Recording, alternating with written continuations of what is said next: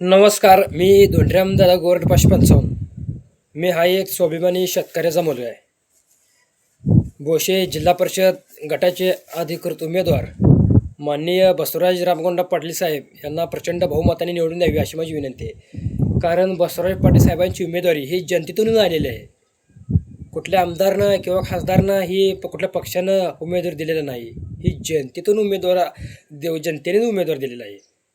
म्हणून उद्या येणाऱ्या 7 तारखेला बसवराज पाटील साहेब यांचं चिन्ह आहे रिक्षा चिन्हासमोर बटन दाबून प्रचंड बहुमताने निवडून द्यावे अशी माझी विनंती आहे.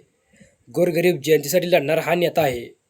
किंवा कुठलीही अडचण येऊ द्या, शेतकऱ्यांसाठी कसलीही अडचण येऊ द्या, तो अडचण दूर करणारा हा नेता आहे आपल्यासाठी.